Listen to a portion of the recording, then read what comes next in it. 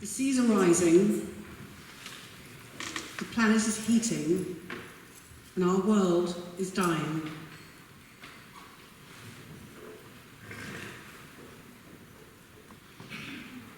I don't know whether you noticed, but July was extremely hot.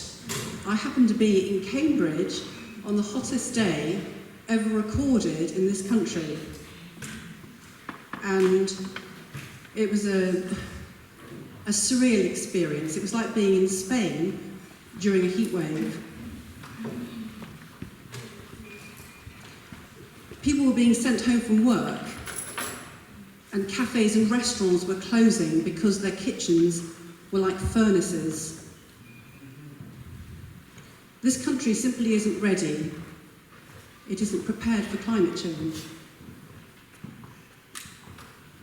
I'm sure you all know about the Intergovernmental Panel on Climate Change and what they said in 2018, which basically was that we need to keep the increase below 2 degrees, otherwise we're going to be in serious trouble. This country will be bad enough. There'll be extreme weather events. There will be inundations of the coast. As the air rises, as the heat rises in the air, the sea levels will rise because water expands. It's as simple as that. So there'll be tidal surges, we'll lose coastal villages and towns. Our agriculture will have to be playing catch-up all the time as climate change gets worse. It takes about 2 or 3 years for farmers to change their methods to keep up with the new conditions. The next few years are probably the most important in our history. That's an IPCC quote.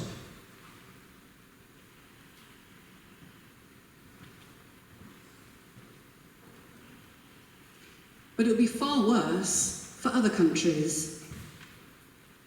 There will be mass desertification in Africa.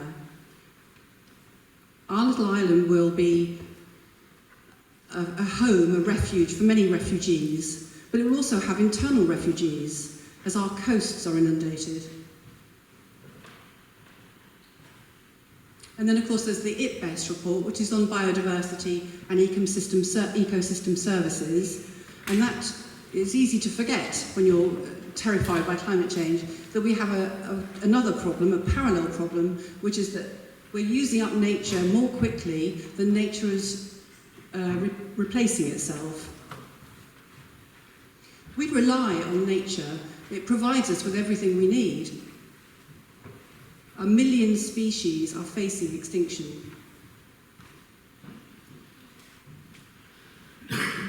So this is all very depressing. So what do? Do we stick our heads in the sand? Do we put our fingers in our ears, look the other way? Well, we've tried everything, haven't we? We've tried lobbying, we've tried signing petitions, we've even tried voting, and that's got us nowhere. We try individual actions, we try not to fly, we recycle, but that's not going to do it. All these things are very important. Voting, signing petitions, lobbying, recycling, avoiding planes, but that's not what actually is going to solve the problem. The 20th century were terrible world wars, and at that time governments didn't expect their citizens to take individual actions. Governments acted. And that's what's needed now, because we face possibly a greater danger.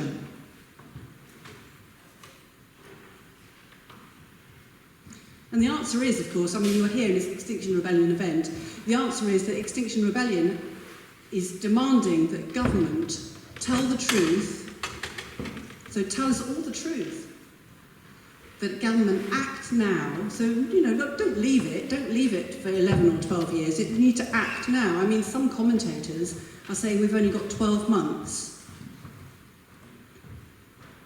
And also that we go beyond politics, because can we trust our politicians with this very serious and desperate problem? Now, this comes to the subject of citizens' assemblies, people's assemblies, which you will be finding out more about later, because we're going to have one, which is very exciting. So you'll all get to have your say. And of course, the strategy of Extinction Rebellion is non-violent, direct action. And that's very important. It's about peacefully getting in the way. We've tried that in Wimborne, and it worked really well. And it was quite a surprise for the town. So we're not trying to break the law, but we have to get the government's attention.